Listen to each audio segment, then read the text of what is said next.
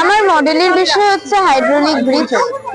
আমার নাম অনুশ্রী জানা, আমি ক্লাস 7-এ পড়ি, টাকি হাউস গভর্নমেন্ট স্পন্সর্ড স্কুলের ছাত্রী।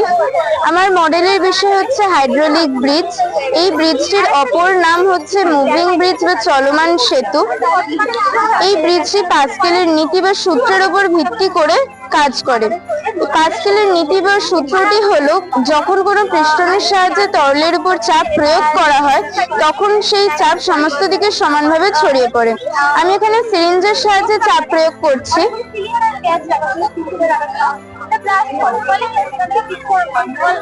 ফলে ব্রিজটি মধ্যখান দিয়ে ভাগ হয়ে উপর দিকে উঠে গেল। এর ফলে কোনো বড় বা ভারী জাহাজ বা নৌকা এর মধ্যে দিয়ে সহজে এবং নিরাপদে পার হয়ে যেতে পারে, এবং সেটি পার হয়ে যাওয়ার পর আমরা আবার চাপ কমিয়ে নেব।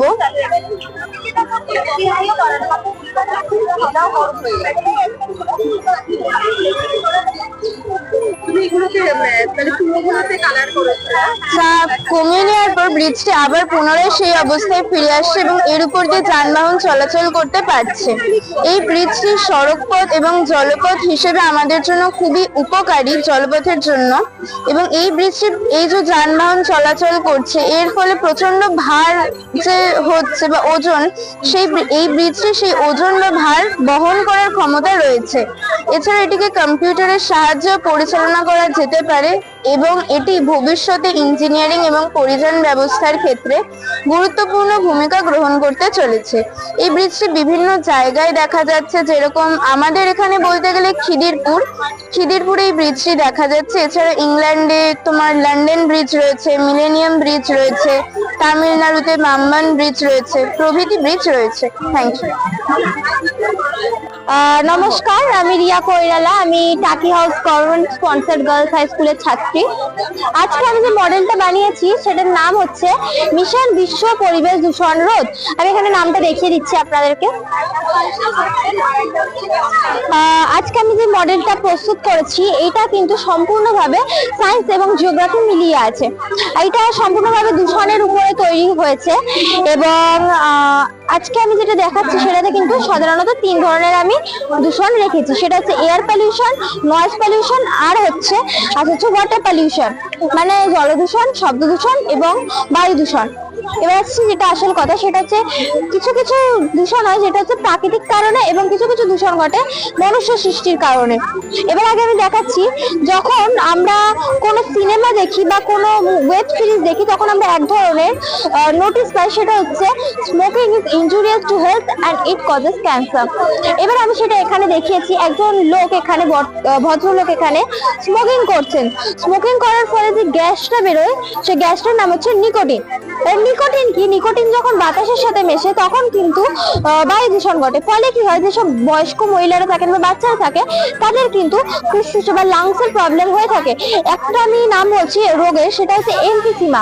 এমফিসিমা কিন্তু ভীষণ সাংঘাতিক একটি রোগ। এছাড়াও বর্তমানে দাঁড়িয়ে কলকাতায় দাঁড়িয়ে আমি বলছি, এটা আমি কলকাতায় থাকি সেই জন্য আমি বলছি, কলকাতার কিন্তু যানবাহনের মাত্রা কিন্তু আজকে ছাড়িয়ে গেছে। কি হচ্ছে, ফলে এদের যে ইঞ্জিন থেকে যে বিষাক্ত কালো গ্যাস বা ধোঁয়া বেরোচ্ছে সেটা কিন্তু ভীষণভাবে আমাদের শরীরের পক্ষে নেওয়াটা কিন্তু ভীষণভাবে ক্ষতিকারক। এবার এগুলিকে রোধ করতে আমাদের ভারতের কি ইন্ডিয়ান সায়েন্টিস্টরা কি বানিয়েছেন ইলেকট্রিক চালিত স্কুটার। ইলেকট্রিক চালিত স্কুটার বা সিএনজি চালিত যেসব গ্যাস, সেই গ্যাসের মাধ্যমে চালিত স্কুটার বা 4 হুইলার, আপনারা যাই বলবেন, বানিয়েছেন। এছাড়া এগুলিকে কিন্তু এখন বর্তমানে চার্জেবল বা ব্যাটারি চালিত শুরু হয়েছে। সাইকেল কিন্তু পরিবেশ বান্ধব যান, শুরু থেকে শেষ পর্যন্ত কিন্তু সাইকেল এসেই যাচ্ছে।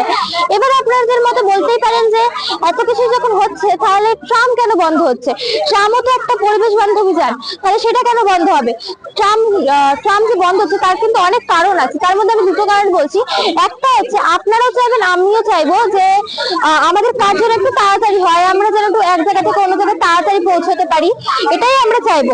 কিন্তু ট্রাম কিন্তু একটু স্লো যায়, কিন্তু তাও ভালো, আমাদের কলকাতার হেরিটেজ সেটা আমাদেরকে মনে রাখতে হবে। এছাড়া ট্রাম যে পাত থাকে তার ফলে কিন্তু নানান রকমের দুর্ঘটনা ঘটছে। যেরকম অ্যাক্সিডেন্ট হয়, যখন সংস্পর্শে আসে দুটো জিনিস তখন কিন্তু দূষণ হয়। এবার আসছে আরেকটা কথা, সেটা হচ্ছে বাজি ফাটানো। আপনার বাড়িতে ছোট বাচ্চা আছে, নিশ্চয়ই বাজি ফাটায়, আপনারাও বাজি ফাটান, আমিও বাজি ফাটাই, সবাই বাজি ফাটাই। এবার বাজি যখন ফাটে, যে রকেটটা যখন আমরা আকাশে উঠে যখন ফাটে, ব্লাস্ট করে, তখন কিন্তু ভীষণ জোরে একটা আওয়াজ হয়, বিকট আওয়াজ হয়। ফলে কি হয়, আমাদের যে গাছে যেসব পাখিরা থাকে বা স্ট্রিট ডগ, স্ট্রিট ক্যাট, এরা কিন্তু ভীষণভাবে আতঙ্কিত হচ্ছে। এছাড়াও যখন এটা উপরে গিয়ে যখন ফাটে, যেহেতু এটা কিন্তু বাতাসের সাথে মিশে যায় এবং এর ফলে কিন্তু আমাদের ভীষণভাবে বায়ু দূষণ ঘটছে।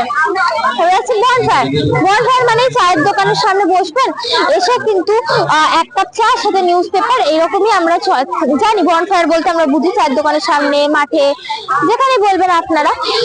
সাধারণত থেকে থাকে পাতা, খবরের কাগজ, ডালপালা এবং আগুন জ্বালাতে হয়। এর ফলে আমরা কি হয়, হাত ছেঁকি আমরা, এবং হাত ছেঁকার ফলে আমাদের কিছুটা ঠান্ডাটা কম লাগে।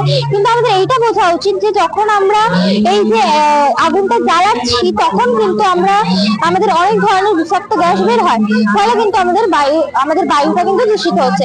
এবার হচ্ছে কলকারখানা, যেটা থেকে কিন্তু সব থেকে বেশি দূষণ ঘটে। কলকারখানা থেকে যখন ধোঁয়া বের, তাতে থাকে methane, CH4, germanium dioxide, silicon dioxide ইত্যাদি। এর থেকে কিন্তু ব্রঙ্কাইটিস, অ্যাজমা ইত্যাদি নানান রকমের রোগ হয়ে থাকে। এবার জলদূষণ, এখান থেকে কিন্তু জলদূষণ ঘটে। এখানে যেসব কলকারখানার যেসব কি বলবো, মানে নানান রকমের বাজে যেসব নোংরা জিনিসপত্র, সেগুলো কিন্তু পাইপলাইনের মাধ্যমে গিয়ে ফেলা হয় জল জায়গায়, মানে জলাশয়, নদী, নালা, পুকুর ইত্যাদি জায়গায় ফেলা। ফলে যে হাঁস বা মাছ, এদের মতো কিন্তু জীবেরা কিন্তু মারা যাচ্ছে। এবং পদ্ম, শালুক ইত্যাদি নানান রকমের জলজ গাছেরা কিন্তু মারা যাচ্ছে। এটা আমাদের ভাবা উচিত। এছাড়া আসছে এবার প্রাকৃতিক কারণের মধ্যে লাভা বা আগ্নেয়গিরি কিন্তু একরকম উদাহরণ। আগ্নেয়গিরি যখন মুখ থেকে ফেটে যখন লাভা বের হয়, তখন কিন্তু এই যে লাভা আমি দেখিয়েছি এখানে, লাভাটা যখন বের হয় তখন কিন্তু এক ধরনের গ্যাস বেরোয়, সেটা হচ্ছে সালফার ডাইঅক্সাইড। সালফার ডাইঅক্সাইডের রং কিন্তু সাধারণত হলুদ হয়ে থাকে। এবার অনেক সময় আপনারা শুনে থাকবেন, যখন নোংরা হয়ে যায়, যখন পুকুর, জলাশয়গুলি নোংরা হয়ে যায়, তখন কিন্তু সালফার ডাইঅক্সাইড গ্যাসটা বের হয়। ফলে কি হয়, সেখান থেকে একরকম হলুদ রং বিচ্ছুরিত হয়। অনেকে মনে করেন সেখানে ভূত এসছে বা পড়িয়েছে, সব কুসংস্কার কিন্তু একদমই বিশ্বাস করবেন না, কারণ বিজ্ঞানকে যুক্তি দিয়ে বোঝা উচিত, মুক্তি দিয়ে নয়। এটা কিন্তু মাথায় রাখবেন।